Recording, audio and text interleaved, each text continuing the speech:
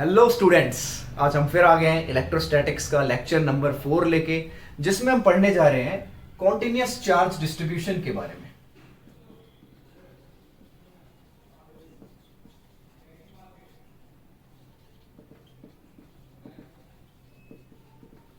तो भाई continuous charge distribution होता क्या है?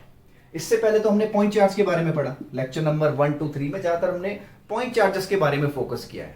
पॉइंट चार्जेस यानी इससे पहले हमने ये पढ़ा था, पॉइंट चार्ज होते हैं, रुके हुए चार्ज होते हैं, उनके बीच में कुछ इलेक्ट्रोस्टैटिक फोर्स लगता है, उनसे कुछ इलेक्ट्रोस्टैटिक फील्ड आती है, इलेक्ट्रिक फील्ड के बारे में हमने पढ़ा। अभी हम पढ़ने जा रहे हैं कि भाई कॉन्टिन्यूअस चार्ज डिस्ट्रीब्यूशन क्या होता है। कॉन्टिन्यूअस अब कोई पॉइंट चार्ज नहीं है, अब पूरी की पूरी बॉडी है। 2D फिगर, 3D फिगर, कैसी भी फिगर हो, अब एक पूरी बॉडी है। तो इसमें हम इमेजिन करते हैं कि जो छोटे छोटे चार्जेस हैं पूरी बॉडी में डिस्ट्रीब्यूटेड है। और ज्यादातर हमें क्या पढ़ना है? यूनिफॉर्म डिस्ट्रीब्यूशन के बारे में, यानी कि लगातार बराबर बराबर चार्ज पूरी बॉडी में डिस्ट्रीब्यूटेड है। तो इस लेक्चर में हमें कॉन्टिन्यूअस चार्ज डिस्ट्रीब्यूशन के बारे में पढ़ना है। कॉन्टिन्यूअस चार्ज डिस्ट्रीब्यूशन से जो भी इलेक्ट्रिक फील्ड आएगी, वो इलेक्ट्रिक फील्ड की वैल्यू हम सॉल्व करके निकालेंगे, और उस पर कई सारे हम न्यूमेरिकल्स, कई सारे क्वेश्चन सब सॉल्व करने जाएंगे। तो ये बोर्ड के पॉइंट ऑफ व्यू से, अगर सीबीएसई बोर्ड के पॉइंट ऑफ व्यू से देखो तो ये लेक्चर उतना इंपॉर्टेंट नहीं है। जिसको बोर्ड सिर्फ बोर्ड के लिए प्रिपेयर करना है वो इसको स्किप कर सकता है, लेकिन जो जेई का, नीट का, इन सब की प्रिपरेशन कर रहा है वो इस लेक्चर को देख सकता है, क्योंकि उसके लिए इंपॉर्टेंट है। तो स्टार्ट करते हैं। सबसे पहले थोड़ी बहुत यहां पे 3 चीजें बता देता हूं मैं। पहला, लीनियर चार्ज डिस्ट्रीब्यूशन।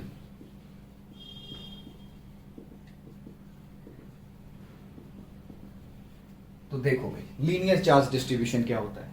नाम से ही समझ में आ रहा होगा, लीनियर यानी कि एक स्ट्रेट लाइन पे चार्ज रखा हुआ है, पॉजिटिव हो चाहे नेगेटिव हो। यहां पे मैं पॉजिटिव ले लेता हूं, चलो। एक स्ट्रेट लाइन पे चार्ज रख दिया, इसको बोल दिया लीनियर चार्ज डिस्ट्रीब्यूशन। अब जैसे हमने नॉर्मल एक डेंसिटी पढ़ी है, वैसे यहां पर भी एक डेंसिटी होती है जिसको बोलते हैं लीनियर चार्ज डेंसिटी। और इस लीनियर चार्ज डेंसिटी को डिनोट करते हैं लैम्डा से। ठीक है, लैम्डा क्या होता है? कोई भी छोटा सा यहां पे मैंने एलिमेंट ले लिया, यानी कोई छोटी सी मैंने लेंथ ले ली, बहुत ही स्मॉल लेंथ dl। इस छोटी सी लेंथ पे कितना चार्ज होगा, वो चार्ज डिवाइड बाय ये छोटी सी लेंथ, इसको बोलते हैं लीनियर चार्ज डेंसिटी। छोटी सी लेंथ ले ली, छोटी सी लेंथ पे जो भी चार्ज होगा दोनों को डिवाइड करते हैं, यहां से लीनियर चार्ज डेंसिटी आता है। तो यहां से हमें किसी भी लेंथ पे अगर चार्ज निकालना हो, जैसे छोटे से dl लेंथ पे चार्ज निकालना है, तो लैम्डा को dl से मल्टीप्लाई कर देंगे तो छोटे से dl लेंथ पे चार्ज आ जाएगा कि भाई dq चार्ज है इस dl लेंथ पे। ऐसे अगर हमें 10 सेंटीमीटर की लेंथ पे चार्ज निकालना है तो लैम्डा को 10 सेंटीमीटर से मल्टीप्लाई कर दो। 10 सेंटीमीटर की लेंथ पे कितना चार्ज है वो चार्ज आ जाएगा। 20 सेंटीमीटर पे निकालना है 20 से मल्टीप्लाई कर दो। 50 पे निकालना है तो लैम्डा को 50 से मल्टीप्लाई कर दो। तो ये होती है भाई लीनियर चार्ज डेंसिटी। इसके बाद आते हैं सरफेस चार्ज डेंसिटी पे।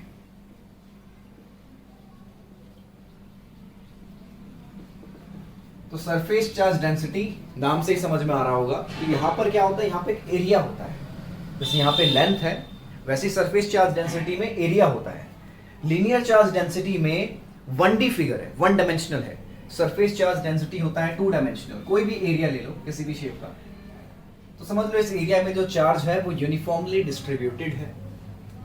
तो यहां से हम क्या करेंगे, एक छोटे से एरिया का ds, ये मान लो बहुत ही छोटा सा मैंने एरिया ले लिया, छोटे से एरिया पे जो चार्ज होगा उस चार्ज को इस छोटे से एरिया से अगर डिवाइड कर दिया जाए तो ये हो जाती है सरफेस चार्ज डेंसिटी।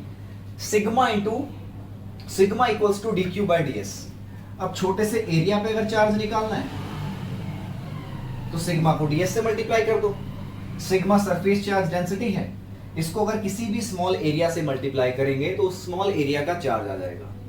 सिग्मा को किसी बड़े एरिया से मल्टीप्लाई करेंगे, ये तभी होगा जब यूनिफॉर्म चार्ज डिस्ट्रीब्यूशन होगा, यानी कि इक्वल पार्ट्स में इक्वल चार्ज डिस्ट्रीब्यूटेड है। तो सिग्मा को किसी एरिया से मल्टीप्लाई करेंगे तो उस एरिया पे चार्ज आ जाएगा। तो ये है सरफेस चार्ज डेंसिटी। और लास्ट इसमें आता है वॉल्यूम चार्ज डेंसिटी।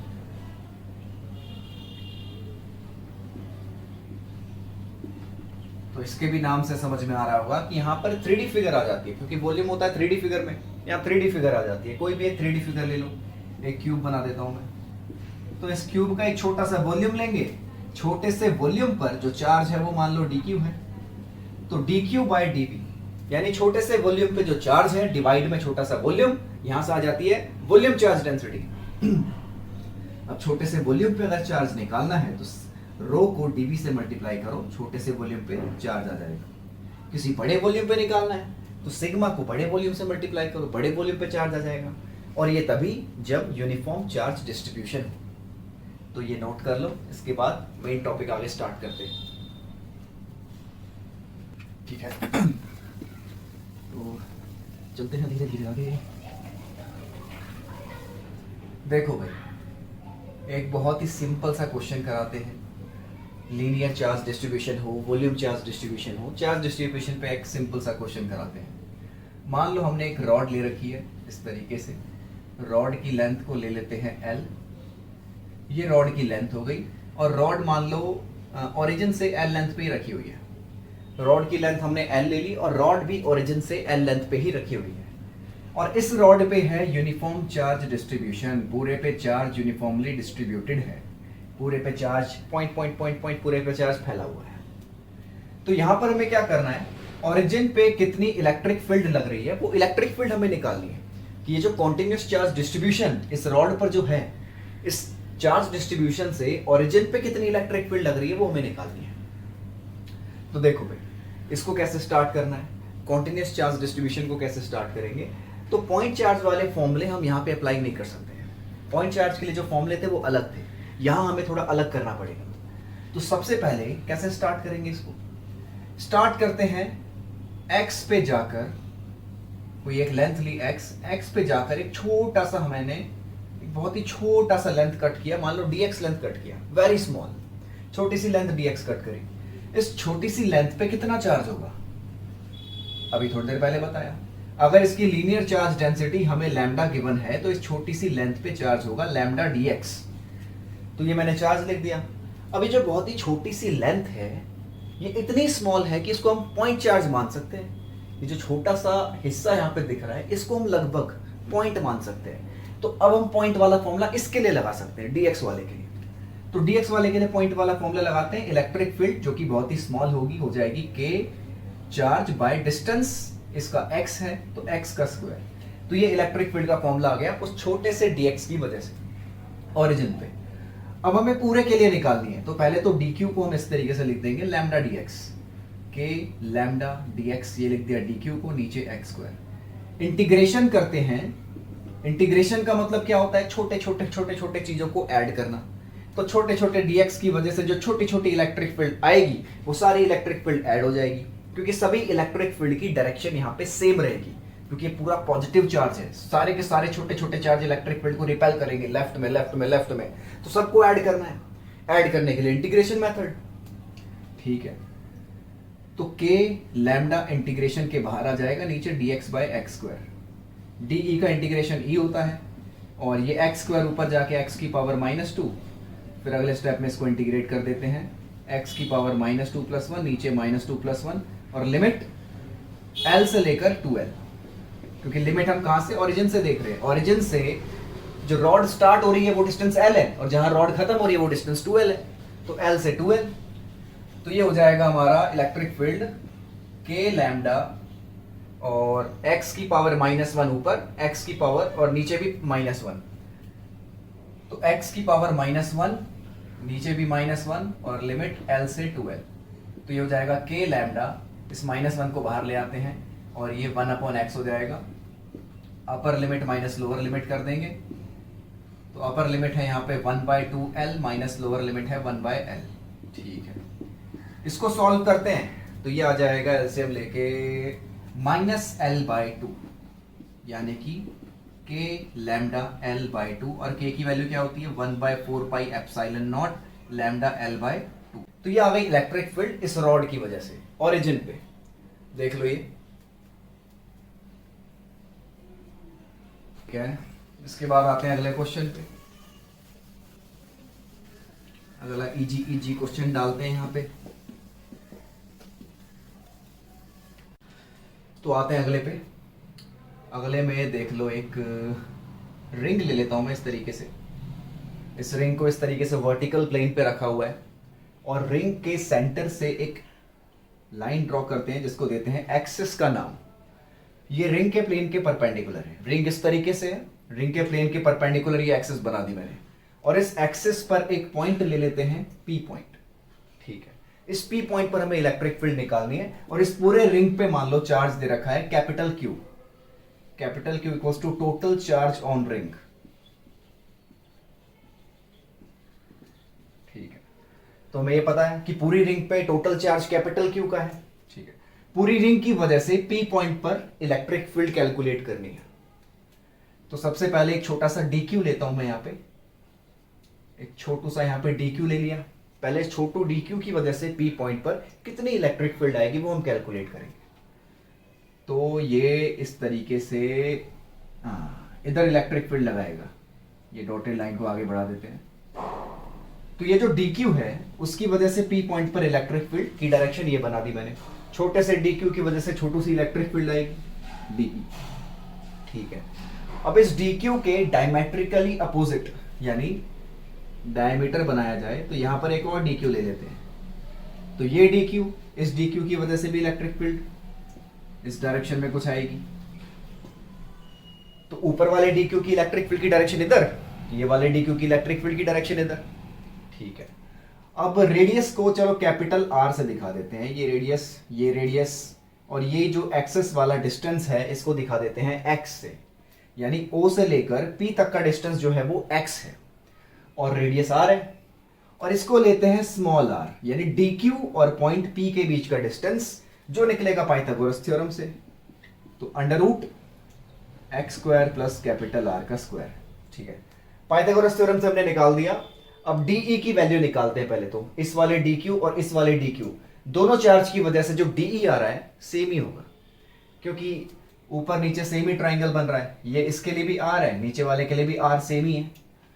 तो ठीक है, फॉर्मूला लगा देते हैं इलेक्ट्रिक फील्ड का, छोटू सी इलेक्ट्रिक फील्ड का। के और चार्ज हो गया डी क्यू डिवाइड में डिस्टेंस, डिस्टेंस है स्मॉल आर, तो ये बन गया स्मॉल आर का स्क्वायर।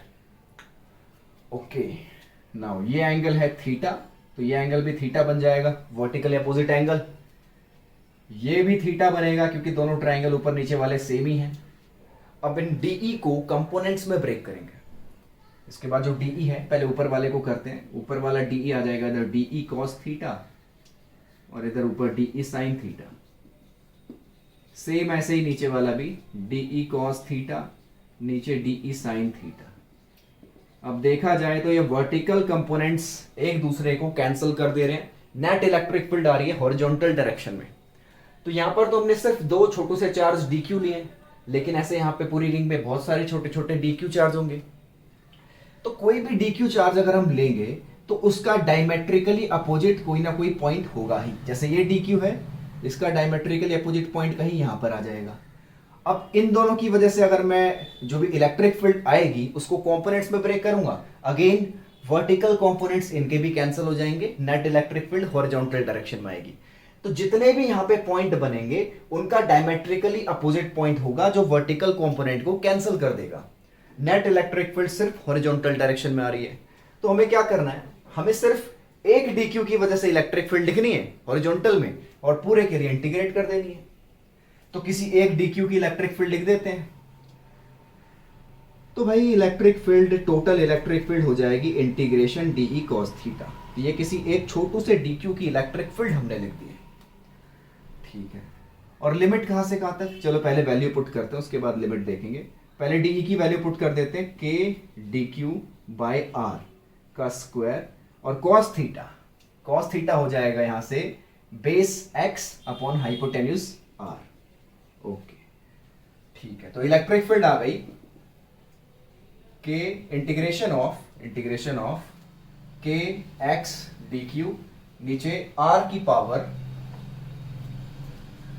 3 हो जाएगी, आर की power 3। Okay, k x by r cube, integration के बाहर अंदर बचेगा डी क्यू। तो के एक्स बाय आर कितना है, x square plus r square का रूट, और रूट का मतलब होता है पावर हाफ। तो x square plus r square की पावर हाफ करेंगे, 3 पहले सही है, 3/2 हो जाएगा। डी क्यू का इंटीग्रेशन क्यू हो जाएगा और लिमिट 0 से लेकर कैपिटल क्यू, क्योंकि टोटल चार्जेस रिंग पे कितना है, टोटल चार्जेस रिंग पे कैपिटल क्यू है। ठीक है, तो ये हमारा बहुत ही सिंपल तरीके से आ गया कि एक्स क्यू, क्योंकि upper limit minus lower limit करोगे तो q minus 0, okay, x square plus r square की पावर 3/2। तो ये इलेक्ट्रिक फील्ड आ गई, नोट कर लो ये। चलो एक यहां पे और बढ़िया चीज बताते हैं। यहां पर तो हमने इलेक्ट्रिक फील्ड निकाल ली पी पॉइंट पर, लेकिन अगर यहां पे x को मैं 0 पुट कर दूं, x की वैल्यू को डिक्रीज करते जाएं, कम करते करते x को 0 कर दें, तो इलेक्ट्रिक फील्ड कहां जाएगी? रिंग के सेंटर पे आ जाएगी। x को 0 पुट कर रहे हैं तो इलेक्ट्रिक फील्ड भी डायरेक्ट 0 हो जा रही है। देखो, electric field equals to 0 if x equals to 0। अगर x 0 है तो इलेक्ट्रिक फील्ड भी 0 है। यहाँ पे x को 0 पुट करेंगे तो इलेक्ट्रिक फील्ड 0 हो जाएगी। ऐसा क्यों होगा? देखो यहां समझाते हैं। ऐसा इसलिए होगा कि इस रिंग को मैं इस तरीके से, मतलब अपने बोर्ड के प्लेन पर रख देते हैं, बोर्ड के प्लेन पर रख दिया, और ये सेंटर पे इलेक्ट्रिक फील्ड निकालनी है।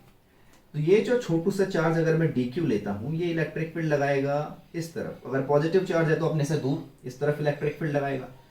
इसके अपोजिट यहां पर एक dq होगा जो सेम इलेक्ट्रिक फील्ड लगाएगा, लेकिन इस बार इस डायरेक्शन में। तो ये एक दूसरे को कैंसिल करेंगे। ऐसे यहां पे जितने भी dq बनेंगे, सभी dq के डायमेट्रिकली अपोजिट कोई ना कोई dq होगा, और ये सारे dq एक दूसरे की इलेक्ट्रिक फील्ड को कैंसिल कर देंगे। तो पूरे में नेट इलेक्ट्रिक फील्ड आ जाएगी, यानी सेंटर पे नेट इलेक्ट्रिक फील्ड इस वजह से आ जाएगी 0, क्योंकि सारे dq एक दूसरे की इलेक्ट्रिक फील्ड को कैंसिल कर रहे हैं। सारे dq मतलब डायमेट्रिकली अपोजिट जो dq रखे हुए हैं वो एक दूसरे की इलेक्ट्रिक फील्ड को कैंसिल कर रहे हैं, जिसकी वजह से टोटल इलेक्ट्रिक फील्ड सेंटर पे 0 आ रही है। तो डायरेक्ट यहां से भी समझ सकते हो, और फॉर्मूले में भी x को 0 पुट करोगे तो 0 ही आएगा। तो यानी electric field at the centre of the ring is 0। और यहां पे जो रिंग है उसके अंदर जो चार्ज है यूनिफॉर्मली डिस्ट्रीब्यूटेड है। यूनिफॉर्मली मतलब ऐसा नहीं है कि कहीं पे कुछ हिस्से में चार्ज ज्यादा है, कुछ हिस्से में चार्ज कम है, कुछ में ज्यादा है, कुछ में कम है। पूरे हर पार्ट्स में इक्वली चार्ज डिस्ट्रीब्यूटेड है, हर हिस्से में बराबर बराबर चार्ज है। चलो ठीक है, तो इसी पे ये क्वेश्चन देख लेते हैं। मान लो यहां पे एक सेम वैसी वर्टिकल रिंग दे रखी है, एक वर्टिकल रिंग ले ली, और रिंग पर जो चार्ज है वो यूनिफॉर्मली डिस्ट्रीब्यूटेड है। Capital Q charge is uniformly distributed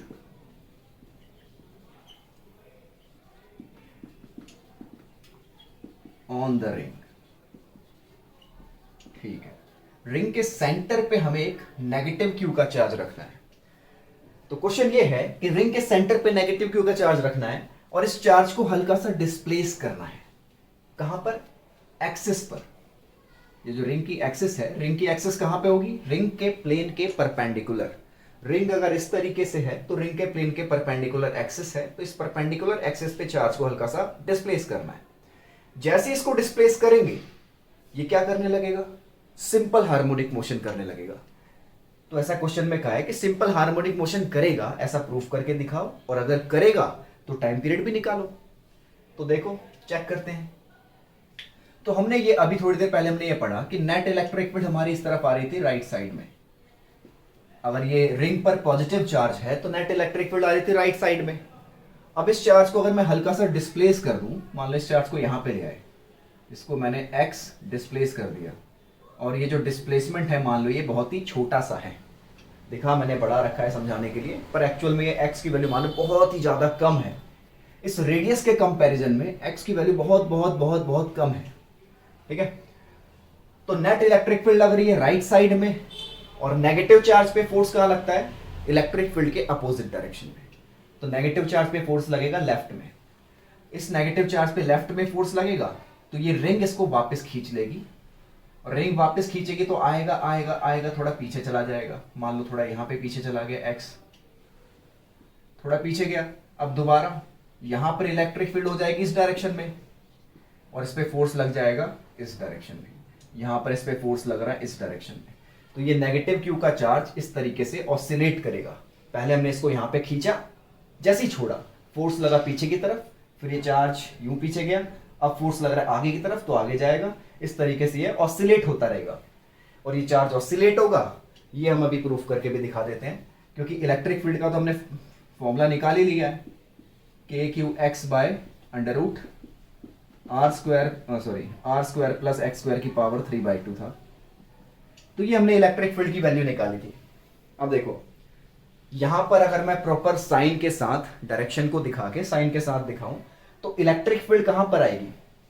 electric field तो राइट साइड में है।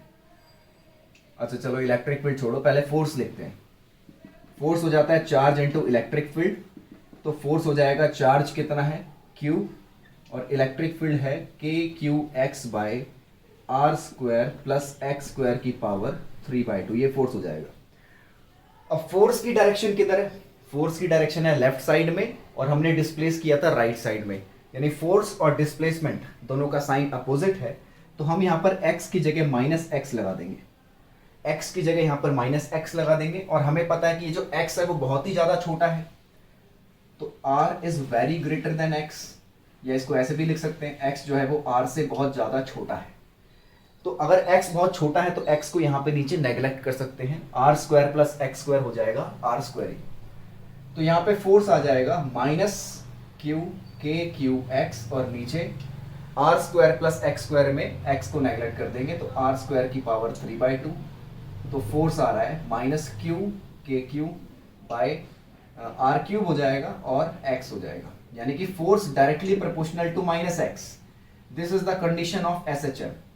ये सिंपल हार्मोनिक मोशन की कंडीशन है। तो यहां से हमने ये तो प्रूफ कर दिया कि ये सिंपल हार्मोनिक मोशन कर रहा है, ठीक है। कंडीशन ऑफ SHM,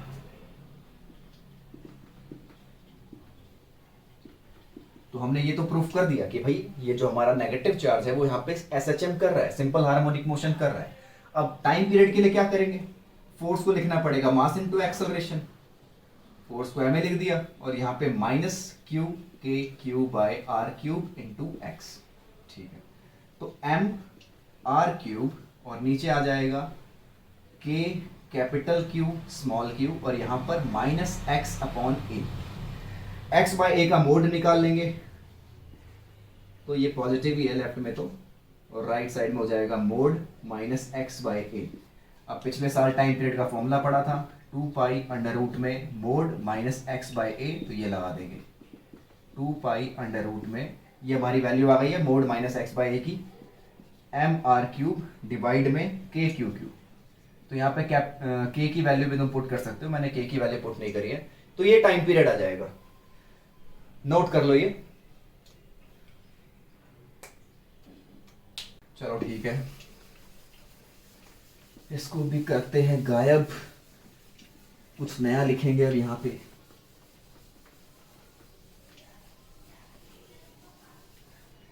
ठीक है, तो हमने सर्कुलर रिंग के एक्सियल पॉइंट पे कितनी इलेक्ट्रिक फील्ड होती है, सर्कुलर रिंग के सेंटर पे कितनी इलेक्ट्रिक फील्ड होती है, ये निकाल लिया।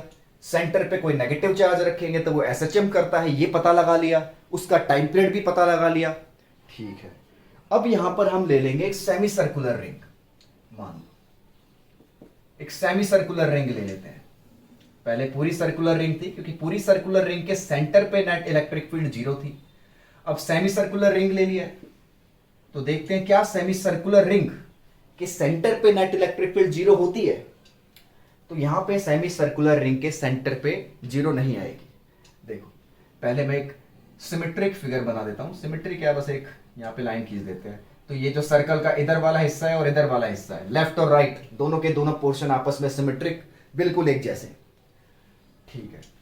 तो होगा क्या, जैसे यहां पर अगर मैं कोई छोटा सा DQ चार्ज लेता हूं, यहां पे अगर मैं छोटा सा DQ चार्ज लेता हूं तो वो DQ चार्ज क्या करेगा, इधर इलेक्ट्रिक फील्ड।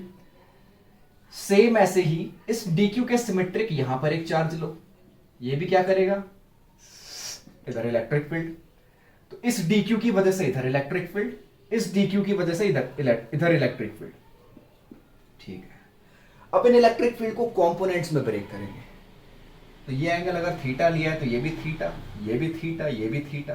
कंपोनेंट्स में ब्रेक करेंगे, DE cos theta, DE sin theta. यहां आ जाएगा DE cos थीटा, नीचे आ जाएगा DE sin थीटा, ठीक है। इसका भी सेम, DE cos थीटा, नीचे DE sin थीटा।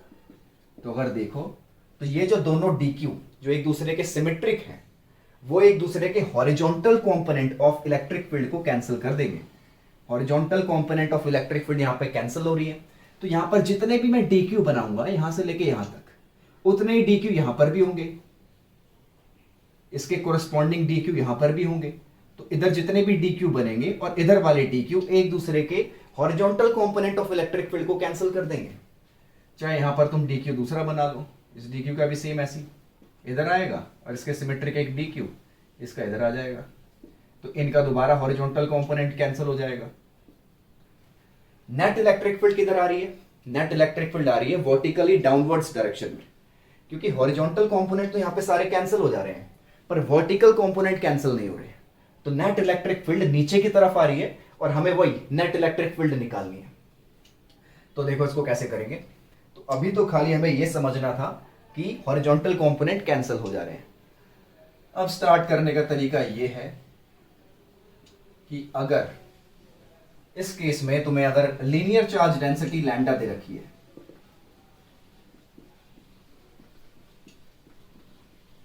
तो देखो, और कैपिटल आर रेडियस, तो थीटा पे जाके एक हम छोटा सा डी थीटा यहां पे लेंगे, थीटा एंगल पे जाके बहुत ही स्मॉल एंगल डी थीटा लिया, ठीक है। इसके बाद ये छोटा सा लेंथ हो जाएगा डीएल। अब ये जो छोटा सा लेंथ डीएल है इस पर चार्ज कितना होगा? डीएल पे जो चार्ज होगा वो आएगा लैम्डा इंटू डीएल को करके। लैम्डा और डीएल को मल्टीप्लाई करेंगे, हमने पढ़ लिया है कि लैम्डा को किसी भी लेंथ से मल्टीप्लाई करते हैं तो उस लेंथ का चार्ज आ जाता है। तो यहां पे लैम्डा इंटू डीएल, ये चार्ज आ गया डीक्यू। अब देखो इसके बाद क्या करना है, फॉर्मूला लगाना है हमें नीचे वाला कंपोनेंट निकालना है, मतलब डीई साइन थीटा निकालना है। तो जो टोटल इलेक्ट्रिक फील्ड हो जाएगी वो हो जाएगी integration of dE sine theta, और डीई की वैल्यू के क्यू, चार्ज कितना है लैम्डा डीएल, डिवाइड में डिस्टेंस का स्क्वायर जो कि आर स्क्वायर हो जाएगा और साइन थीटा, ठीक है। अब यहां पर हमें डीएल को भी कुछ पुट करना पड़ेगा, और डीएल को क्या पुट करेंगे, हमने थोड़ा बहुत मैथ में पढ़ा था कि भाई थीटा होता है length of arc by radius, तो यहां से डीएल आ जाएगा आर डी थीटा। तो डीएल को हम आर डी थीटा पुट कर सकते हैं, तो k lambda by r square r d theta sine theta, इसको इंटीग्रेट करना है। तो यहाँ पे एक आर से आर तो कट रहा है और जो बाहर आ रहा है उसको बाहर ले लेते हैं, तो ऐसे के लैम्डा बाय आर बचेगा integration sine theta d theta, ठीक है। तो k lambda by r sine theta का इंटीग्रेशन लिख देंगे माइनस कॉस थीटा, और यहां पर जो लिमिट है कहां से कहां तक, थीटा हमने लिया है मान लो 0 से स्टार्ट करेंगे और 180 पे खत्म करेंगे। एंगल 0 से स्टार्ट हो रहा है और मान लो 180 पे खत्म हो रहा है, तो 0 से 180 के लिए इसको इंटीग्रेट कर देंगे, ठीक है। तो ये हो जाएगा के लैम्डा बाय आर, और लिमिट पुट करते हैं, अपर लिमिट माइनस कॉस 180, 180 कितना होता है डायरेक्ट लिख देते हैं, माइनस कॉस 180 की वैल्यू -1, फिर माइनस कॉस 0 की वैल्यू, ठीक है। तो ये हो जाएगा हमारा +1 और +1 यानी कि 2 हो जाएगा, तो 2 के लैम्डा बाय आर, ठीक है। अब के की अगर वैल्यू पुट करना चाहो तो के की वैल्यू भी पुट कर सकते हो, यहाँ पर 2 के को लिख देंगे 1/4 पाई एप्सिलॉन नॉट और लैम्डा, और नीचे आर भी है तो 2 से 2 कटेगा, तो lambda by 2 pi epsilon naught r, ये आ रही है net electric field vertically downwards. तो देखो ये भी नोट करो,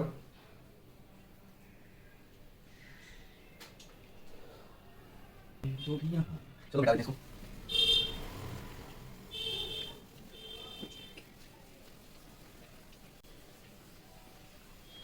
तो भाई चल रही है अभी वही रिंग चल रहा है, एक बार पूरी रिंग ली, एक बार सेमी सर्कुलर रिंग ली। अभी उसी रिंग का 1/4 पार्ट ले लेते हैं, 1/4 हिस्सा रिंग का 1/4 पार्ट ले लेते हैं। ये इस तरीके से बना देते हैं बढ़िया सी रिंग जिसका हमने 1/4 पार्ट ले लिया यहाँ पे, और इस बार हमें बताना है कि अब सेंटर पे कितनी इलेक्ट्रिक फील्ड लग रही हो, ठीक है। तो पूरी रिंग पे तो नेट इलेक्ट्रिक फील्ड 0 आ रही थी, सेमी सर्कुलर रिंग में सिमेट्रिक फिगर बन रही थी, तो हॉरिजॉन्टल कंपोनेंट कैंसिल हो जा रहे थे। अब हमें चेक करना है क्या हॉरिजॉन्टल कंपोनेंट कैंसिल हो रहे हैं, चेक करते हैं इस केस में। तो वही एक छोटा सा डी क्यू लिया और ये बनाएगा इधर इलेक्ट्रिक फील्ड, बट इसका जो हॉरिजॉन्टल और वर्टिकल कंपोनेंट है, जैसे मान लो ये थीटा है, तो डी ई कॉस थीटा, नीचे आया डी ई साइन थीटा। इस केस में ना हॉरिजॉन्टल कंपोनेंट कैंसिल हो रहा है, ना ही वर्टिकल कंपोनेंट कैंसिल हो रहा है, क्योंकि इसका सिमेट्रिक यहां पर पॉइंट बनता था, पर वो चीज तो है ही नहीं, अभी सेमी सर्कुलर रिंग तो है ही नहीं। अब इन सभी का कोई सिमेट्रिक पॉइंट है ही नहीं, मतलब इन सभी के कोरिस्पॉन्डिंग सिमेट्रिक फिगर में इन सभी के कोरिस्पॉन्डिंग कोई पॉइंट है ही नहीं। तो नेट इलेक्ट्रिक फील्ड हॉरिजॉन्टल में भी आएगी, यानी एक्स कंपोनेंट में भी आएगी, वाई में भी आएगी, दोनों में आएगी। तो दोनों में हमें निकालना पड़ेगा, एक्स में भी निकालना पड़ेगा, वाई में भी निकालना पड़ेगा। तो थोड़ा सा लंबा पड़ जाएगा। देखो ये हो गया, इसको ले लेते हैं छोटा सा डीएल, ये मान लो डीएल है, ये डी थीटा हो गया। सेम ही करना है, रेडियस आर दे रखा है, तो डीएल हो जाएगा आर डी थीटा। तो एक बार हॉरिजॉन्टल के लिए निकाल देते हैं, तो इलेक्ट्रिक फील्ड एक्स डायरेक्शन में आ जाएगी, integration of D E cos theta, जो हो जाएगा के लैम्डा डीएल, ये चार्ज हो गया, के क्यू डिवाइड में डिस्टेंस का स्क्वायर और कॉस थीटा। फिर अगले स्टेप में हमने k lambda by r square, dl को लिखा था r d theta cos theta, इसका इंटीग्रेशन, आर यहाँ पे बाहर आ गया था, तो एक्स डायरेक्शन में इलेक्ट्रिक फील्ड आ गई के लैम्डा बाय आर, और कॉस थीटा का इंटीग्रेशन हो जाएगा साइन थीटा, और लिमिट पुट कर देंगे इस बार 0 से लेकर 90 डिग्री। इस बार जो एंगल है वो 0 से 90 बन रहा है, तो 0 से 90 लिमिट पुट करेंगे, तो साइन 90 1 हो जाएगा और माइनस साइन 0, तो डायरेक्ट 1 लिख देते हैं। तो ये के लैम्डा बाय आर, के की वैल्यू अगर पुट की जाए तो lambda upon 4 pi epsilon naught r, ये आ रही है इलेक्ट्रिक फील्ड एक्स डायरेक्शन में। तो ये इलेक्ट्रिक फील्ड का खाली मैग्नीट्यूड लिखा है मैंने, इलेक्ट्रिक फील्ड का खाली मैग्नीट्यूड लिखा है, डायरेक्शन तुम लोगों को समझ लेनी है कि इस तरीके से दे रखा है तो इधर इधर, ये अगर इस तरीके से दे रखा होता तो इलेक्ट्रिक फील्ड इधर और इधर आती, तो डायरेक्शन तुम लोग खुद ही समझ सकते हो।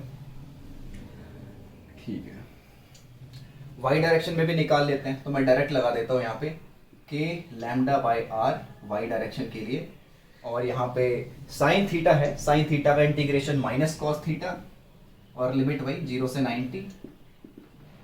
तो सिंपल बनाने के लिए माइनस बाहर ले लेंगे, minus k lambda by are, तो अंदर प्लस कॉस थीटा बचेगा 0 से 90, तो minus k lambda by r, upper limit cos 90 0 हो जाएगा, माइनस लोअर लिमिट कॉस 0 1 हो जाएगा, तो ये माइनस 1 हो जाएगा, और फिर वापस ये वही आ रहा है lambda by 4 pi epsilon naught r. तो एक्स डायरेक्शन और वाई डायरेक्शन दोनों में इलेक्ट्रिक फील्ड की वैल्यू सेम आ रही है, हॉरिजॉन्टल कंपोनेंट और वर्टिकल कंपोनेंट सेम आ रहा है। बाकी जो भी तुम्हारे क्वेश्चन में दे रखा होगा उस हिसाब से तुम्हें डायरेक्शन पता लगा लेनी है। जैसे इस क्वेश्चन में डायरेक्शन आ रही है लेफ्ट में और नीचे की तरफ, इलेक्ट्रिक फील्ड एक लेफ्ट डायरेक्शन में और एक वर्टिकली डाउनवर्ड्स डायरेक्शन में। तो कोई भी क्वेश्चन आ जाए, जैसे तुम्हें इस तरीके से दे दिया जाए, तो यहाँ पे इलेक्ट्रिक फील्ड हो जाएगी एक इधर और एक ऊपर, तो डायरेक्शन इस तरीके से देखनी है, नोट कर लो ये भी। तो आते हैं अगले पे, इसको बिठा देते हैं।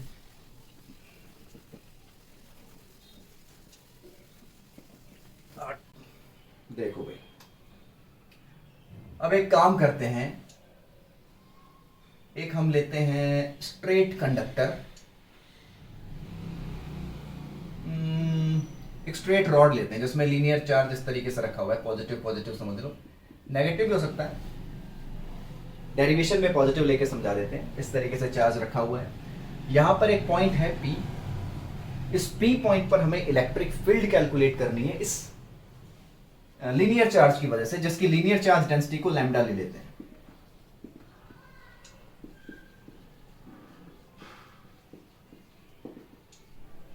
इसकी लीनियर चार्ज डेंसिटी को लैम्डा लेंगे, ठीक है।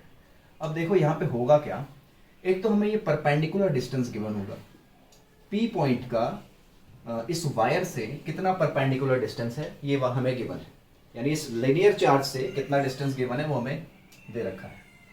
उसके बाद ये हमें एंगल गिवन है कि ऊपर वाला एंड और नीचे वाला एंड जो एंगल बना रहा है उसको ले लेते हैं फाई 1 और फाई 2, चलो थीटा 1 और थीटा 2 ले लेते हैं, थीटा 1 और थीटा 2।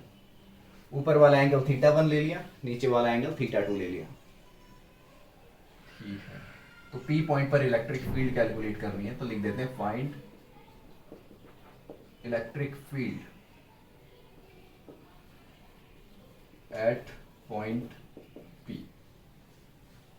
ठीक है, अब देखो स्टार्ट करने का तरीका क्या है। इसका स्टार्ट करने का तरीका ये है कि एक तो हमें ये पता है कि इलेक्ट्रिक फील्ड का फॉर्मूला क्या होता है, किसी भी छोटे से लेंथ या छोटे से चार्ज की वजह से के क्यू बाय आर स्क्वायर, के डी क्यू बाय डिस्टेंस जो भी होगा आर स्क्वायर। तो हमें ये तो पता है कि हमें एक छोटा सा यहाँ पे लेंथ कट करना पड़ेगा, तो यहाँ से कर लेते हैं कि यहाँ से एल लेंथ ऊपर जाते हैं और एक छोटा सा डीएल यहाँ पे कट कर लेते हैं। ठीक है, एल लेंथ ऊपर गए, एक छोटा सा डीएल यहाँ पे कट किया। अब इस डीएल की वजह से पी पॉइंट पर हमें इलेक्ट्रिक फील्ड कैलकुलेट करनी है, तो यहां से एक बना देते हैं और इलेक्ट्रिक फील्ड की डायरेक्शन हो जाएगी ये। इस छोटे से डीएल की वजह से ये इलेक्ट्रिक फील्ड की डायरेक्शन हो जाएगी। ये एंगल भी हमें लेना पड़ेगा कुछ, इसको ले लेते हैं मान लो थीटा। ये डिस्टेंस भी लेना पड़ेगा कुछ, ये जो डीएल और पी पॉइंट के बीच का डिस्टेंस है इसको ले लेते हैं आर। तो ये जो छोटा सा डीएल है और ये जो पी पॉइंट है, इनके बीच के डिस्टेंस को आर ले लिया और ये जो हमने एंगल लिया इस एंगल को थीटा ले लिया। ठीक है, इसको थोड़ा आगे एक्सटेंड कर देते हैं। अब ये एंगल थीटा है तो ये भी थीटा हो जाएगा, वर्टिकली अपोजिट एंगल। अब डीई को कंपोनेंट्स में ब्रेक करते हैं, इधर आ जाएगा डीई कॉस थीटा, नीचे आ जाएगा डीई साइन थीटा। तो यहां पर इस छोटे से डीएल की वजह से दोनों डायरेक्शन में इलेक्ट्रिक फील्ड आ रही है, हॉरिजॉन्टल डायरेक्शन में भी और वर्टिकल डायरेक्शन में भी। दोनों इलेक्ट्रिक फील्ड हमें कैलकुलेट करनी पड़ेगी, एक्स में भी और वाई में भी। ठीक है, तो इस छोटे से डीएल पे जो चार्ज होगा उसको हम क्या लिखेंगे, ये डीई है स्मॉल इलेक्ट्रिक फील्ड, तो के लैम्डा डीएल डिवाइड में आर का स्क्वायर। ये जो छोटे से डीएल पे चार्ज है उसको हम लैम्डा डीएल लिखेंगे, k lambda dl by r square. तो एक्स डायरेक्शन में इलेक्ट्रिक फील्ड लिखते हैं, देखते हैं एक्स डायरेक्शन में इलेक्ट्रिक फील्ड कितनी आएगी dE cos theta. Integration of dE cos theta ये हो जाएगी electric field in x direction. ठीक है, डीई की वैल्यू लिख देंगे के लैम्डा डीएल डिवाइड में आर स्क्वायर और यहां पे कॉस थीटा। ठीक है, अब देखो यहां पे बहुत सारे वेरिएबल आ गए, थीटा भी वेरिएबल, डीएल भी वेरिएबल, आर भी वेरिएबल। तो इस टाइप की चीज को हम इंटीग्रेट नहीं कर पाएंगे। हमें इंटीग्रेट करने के लिए क्या चाहिए, सारे के सारे वेरिएबल एक ही होने चाहिए, या तो सब कुछ थीटा होना चाहिए, या सब कुछ एल होना चाहिए, या सब कुछ आर होना चाहिए। तो इसको हमें कन्वर्ट करना पड़ेगा, डी एल आर को हमें कन्वर्ट करना पड़ेगा। और कन्वर्ट करने के लिए मोस्ट इंपॉर्टेंट पार्ट ये वाला ट्राइंगल है, ये जो हमने ट्राइंगल बनाया है ये मोस्ट इंपॉर्टेंट ट्राइंगल है। इस ट्राइंगल को ध्यान से देखो, परपेंडिकुलर अपॉन बेस, यहां से आ रहा है टेन थीटा। इस ट्राइंगल में एंगल के सामने वाला परपेंडिकुलर, बेस हो गया ए, एल बाय ए हो गया टेन थीटा, तो यहां से एल आ जाएगा ए टेन थीटा। अब डिफरेंशिएट करोगे तो डीएल हो जाएगा ए टेन का secant square theta d theta. ये मैंने डिफरेंशिएट कर दिया। इसके बाद एक और चीज, इसी ट्राइंगल में हाइपोटेन्यूज अपॉन बेस, हाइपोटेन्यूज है आर और बेस है ए, ये हो जाता है sec theta. Hypotenuse upon base को मैंने सेक थीटा लिख दिया है, आर आ जाएगा ए सेक थीटा और आर का स्क्वायर करेंगे तो ए स्क्वायर सेकेंड स्क्वायर थीटा। अब वैल्यूज को यहां पे पुट करते हैं, देखते हैं कुछ आसान हुआ या नहीं हुआ। तो ई एक्स इक्वल्स टू के लैम्डा डीएल, डीएल की जगह है ए सेकेंड स्क्वायर थीटा, ओके, और डी थीटा भी है। इसके बाद कॉस थीटा भी है और नीचे आर स्क्वायर यानी ए स्क्वायर सेक स्क्वायर थीटा। तो ए से ही कट गया, सेक स्क्वायर थीटा से सेक स्क्वायर थीटा कट गया और ये थोड़ा सिंपल बन गया, थोड़ा क्या बहुत सिंपल बन गया अब तो। के लैम्डा बाय ए बाहर, अंदर कॉस थीटा डी थीटा। अब अगर लिमिट की बात की जाए तो लिमिट कैसे पुट करेंगे, ये जो हॉरिजॉन्टल लाइन है इस लाइन को देखो जिसका डिस्टेंस हमने ए ले रखा है, तो इससे ऊपर वाले एंगल को पॉजिटिव लिया जाएगा, नीचे वाले एंगल को नेगेटिव लिया जाएगा। तो लिमिट कहां से कहां तक है, ऊपर वाला एंगल हमारा थीटा 1 है, नीचे वाला थीटा 2 है, तो माइनस थीटा 2 से प्लस थीटा 1, क्योंकि नीचे वाले एंगल को नेगेटिव लेंगे, लाइन के नीचे वाला एंगल नेगेटिव, लाइन के ऊपर वाला एंगल पॉजिटिव। तो अब ये बहुत सिंपल बन गया, K lambda by A cos theta का इंटीग्रेशन साइन थीटा, और लिमिट पुट करनी है -θ2 से θ1। Okay, K lambda by A, upper limit sine θ1 minus lower limit sine -θ2। अब ये जो साइन के अंदर का माइनस है वो बाहर आ जाता है, तो ये प्लस ही बन जाएगा, तो ये प्लस साइन θ2 हो जाएगा। तो ये electric field I x direction में, हॉरिजॉन्टल डायरेक्शन, एक्स डायरेक्शन की इलेक्ट्रिक फील्ड हमने कैलकुलेट कर दी है। अब हमें इलेक्ट्रिक फील्ड कैलकुलेट करनी है वाई डायरेक्शन में, जो कि नीचे की तरफ है। वाई डायरेक्शन में भी इलेक्ट्रिक फील्ड कैलकुलेट करेंगे। तो देखो वाई डायरेक्शन में इलेक्ट्रिक फील्ड कितनी आएगी, सेम इसी तरीके से करना है। तो डायरेक्ट लिख देता हूं मैं के लैम्डा बाय ए और इंटीग्रेशन, क्योंकि सब कुछ सेम ही है, डीएल की वैल्यू पुट करेंगे, आर की वैल्यू पुट करेंगे, तो यही आएगा same. Sec square theta cut जाएगा, ए से ए कट जाएगा, बस वाई डायरेक्शन में साइन थीटा आ रहा है, तो इंटीग्रेट साइन थीटा को करना है और लिमिट वही पुट करनी है -θ2 से θ1। तो k lambda by A sign theta का इंटीग्रेशन हो जाएगा माइनस कॉस थीटा, और जब लिमिट पुट करेंगे तो होती है अपर लिमिट, तो माइनस कॉस θ1 माइनस कॉस -θ2, और cos minus theta cos plus theta ही होता है, cos minus theta cos plus theta हो जाता है। अच्छा, यहां पे हमने क्या किया, माइनस कॉस θ1, अच्छा एक फॉर्मूले का माइनस भी होता है, तो ये माइनस माइनस प्लस हो जाएंगे, तो कॉस -θ2 कॉस प्लस थीटा ही हो जाएगा। तो यहां से आ जाएगा K lambda by A cos θ2 minus cos θ1। तो ये वाई डायरेक्शन में इलेक्ट्रिक फील्ड आ रही है। तो इलेक्ट्रिक फील्ड हमने यहाँ पे एक्स डायरेक्शन में भी निकाल ली और इलेक्ट्रिक फील्ड हमने वाई डायरेक्शन में भी निकाल ली। तो देखो नोट कर लो ये, फिर आगे बताते हैं। चलो ठीक है,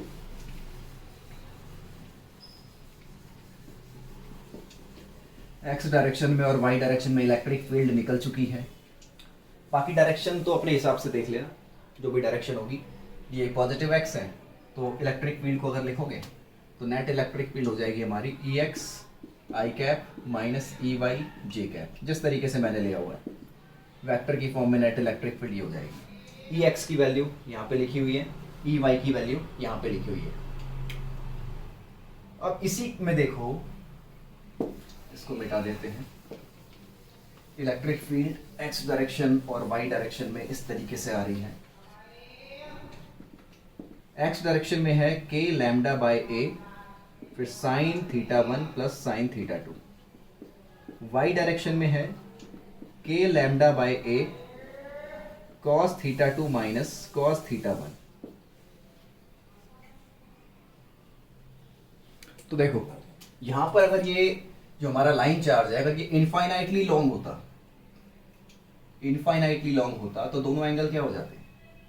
जैसे जैसे वायर को बढ़ाते जाओगे ये एंगल बढ़ता जाएगा। पहले ये φ1 एंगल था θ1, फिर ये θ1 हुआ, ये θ1 हुआ, इसको हमने बढ़ाते बढ़ाते इन्फिनिटी तक ले गए, तो एंगल क्या हो गया? Approximately 90 degree. तो θ1 हो गया 90 डिग्री, सेम ऐसे नीचे वाला θ2 भी 90 डिग्री हो जाएगा। अगर इस जो हमारा लीनियर चार्ज है इसको बढ़ाते बढ़ाते इन्फिनिटी तक ले गए, इनफाइनाइटली लॉन्ग लीनियर चार्ज, उसके लिए क्या है? एंगल दोनों 90 डिग्री बन रहे हैं, ऊपर भी 90 डिग्री नीचे भी 90 डिग्री। तो इसके बाद देखो बस हमें ये 90-90 पुट करना है और इनफाइनाइटली लॉन्ग वायर के लिए इलेक्ट्रिक फील्ड आ जाएगी। तो लिख देते हैं for infinitely long linear charge. तो एक्स डायरेक्शन में इलेक्ट्रिक फील्ड है 90-90-1-1-2 हो जाएगा। तो k lambda by A into 2, के को लिख देते हैं 1/4 pi epsilon naught lambda into 2 by A, ये 2 से 2 कटेगा, lambda by 2 pi epsilon naught A. Y direction में θ2 90 पुट करेंगे, cos 90 0, यहाँ पे cos 90 ये भी 0। तो इसका मतलब वाई डायरेक्शन में इलेक्ट्रिक फील्ड आई नहीं है, वाई डायरेक्शन में नेट इलेक्ट्रिक फील्ड 0 है। अगर हमारी इनफाइनाइटली लॉन्ग वायर है तो वाई डायरेक्शन में नेट इलेक्ट्रिक फील्ड 0 आ रही है, सिर्फ हॉरिजॉन्टल डायरेक्शन में इलेक्ट्रिक फील्ड आ रही है, वर्टिकल डायरेक्शन में कोई इलेक्ट्रिक फील्ड नहीं आ रही है।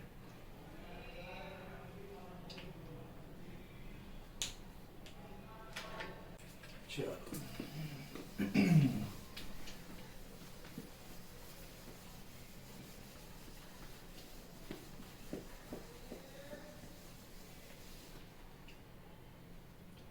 तो देखो भाई, लास्ट हमें क्या निकालना है, एक इलेक्ट्रिक फील्ड डिस्क के एक्सियल पॉइंट पे निकालेंगे। Electric field at the axial point of a uniformly charged disk of charge density sigma. तो एक यूनिफॉर्मली चार्ज डिस्क है जिसकी चार्ज डेंसिटी हमें सिग्मा दे रखी है, और हमें इस यूनिफॉर्मली चार्ज डिस्क के एक्सियल पॉइंट पर इलेक्ट्रिक फील्ड कैलकुलेट करनी है। ठीक है, तो देखो कैसे करेंगे। मान लो एक डिस्क ले लेता हूं मैं, और वो डिस्क को इस तरीके से हॉरिजॉन्टल रख देते हैं। मान लो ये डिस्क इस तरीके से हॉरिजॉन्टल रखी हुई है, इस तरीके से है डिस्क हॉरिजॉन्टल, ये डिस्क हॉरिजॉन्टल रखी हुई है, और इस डिस्क के एक्सियल पॉइंट पर, यानी यहां से यहां एक पॉइंट ले लिया, और ये डिस्टेंस को ले लेते हैं जेड, ये डिस्टेंस जेड है। तो इस एक्सियल पॉइंट यानी पी पॉइंट पर हमें इलेक्ट्रिक फील्ड कैलकुलेट करनी है, ये पी पॉइंट पर इलेक्ट्रिक फील्ड कैलकुलेट करनी है। तो इसको कैसे स्टार्ट करेंगे? इस बार ये एक लाइन चार्ज नहीं है, मतलब इस बार ये लीनियर चार्ज नहीं है, ये पूरा डिस्क है, 2D फिगर है। अभी हम 1D फिगर पढ़ रहे थे, ये पूरी 2D फिगर है, 2D फिगर, इसमें एरिया आ जाएगा। तो हम यहाँ पे स्टार्ट कैसे करेंगे, देखो स्टार्ट कैसे करेंगे। आर डिस्टेंस पे जाके, क्योंकि पूरे का रेडियस ले लेते हैं कैपिटल आर, मान लो पूरा कैपिटल आर है, तो सबसे पहले यहाँ पे आर डिस्टेंस पे जाके एक छोटा सा डी आर कट कर लेते हैं, जिसको हम रिंग बोलेंगे। एक छोटी सी डी आर थिकनेस वाली रिंग को कट कर लेंगे। स्मॉल आर पे जाके एक छोटी सी डी आर थिकनेस वाली रिंग को हमने कट कर लिया। तो ये जो छोटा सा डी आर है, इसका एरिया कैसे निकालेंगे? बहुत ही सिंपल है, छोटे से डी आर का एरिया निकालना बहुत सिंपल है। कैसे निकालेंगे?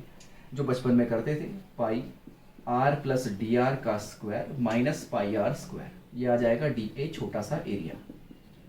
डायरेक्ट लिख देते हैं,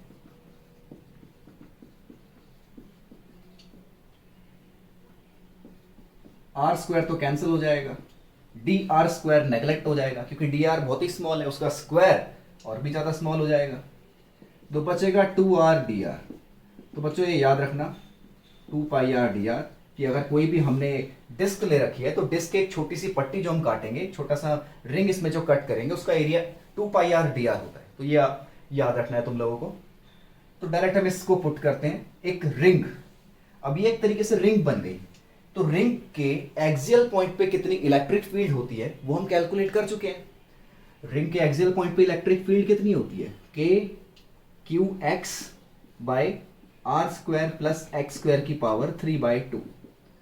तो यहां पर जो हमारा चार्ज होगा वो स्मॉल चार्ज होगा, तो चार्ज को मैं डी क्यू लिख देता हूं, और डिस्टेंस यहाँ पे जेड है, तो r square plus z square की पावर 3/2।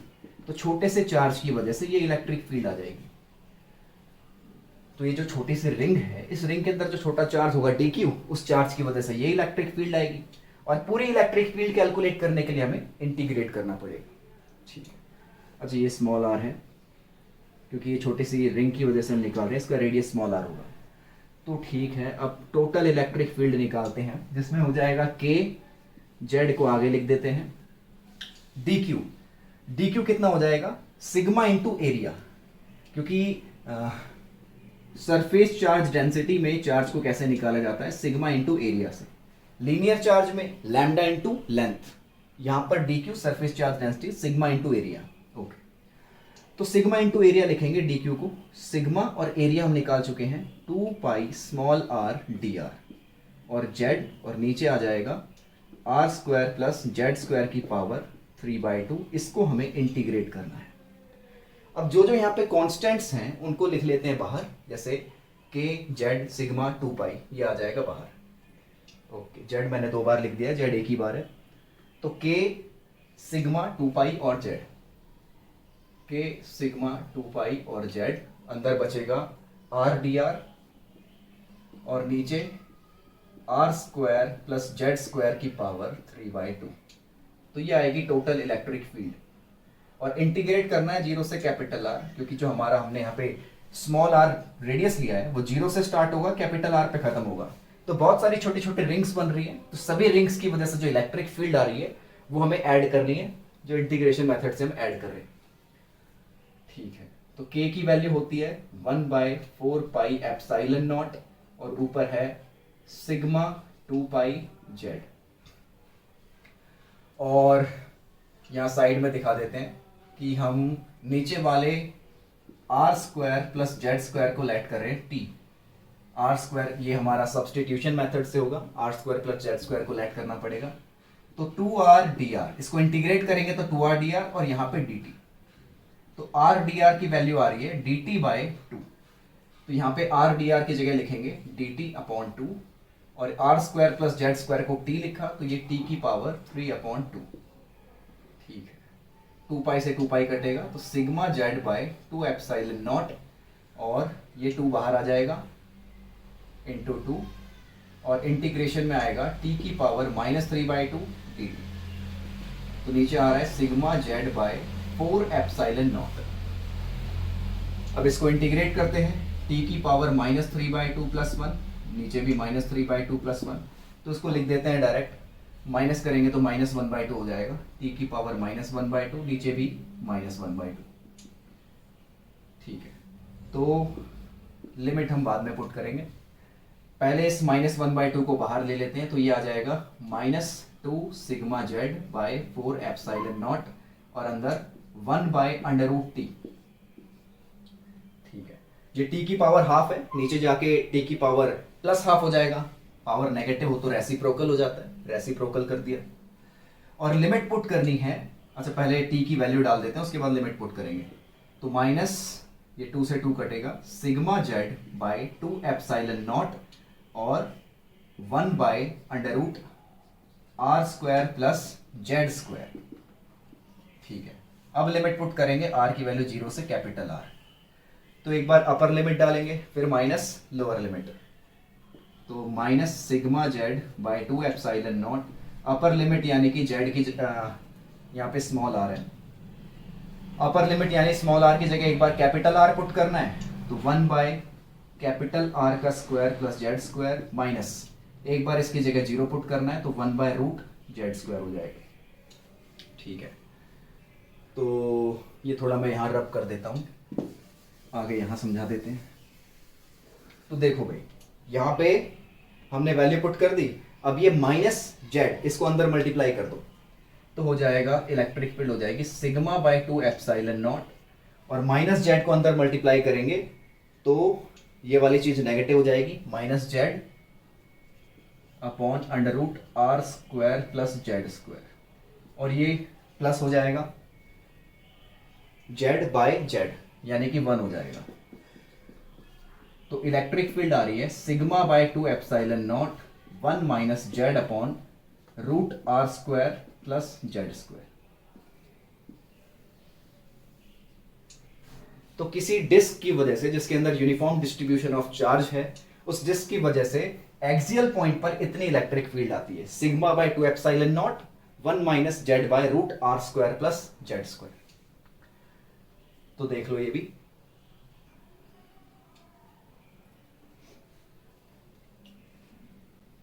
इसी में अगर कुछ क्वेश्चन इस तरीके से आ जाए तो ये तो सिंपल है, बाकी इसमें अगर कुछ क्वेश्चन इस तरीके से आ जाए कि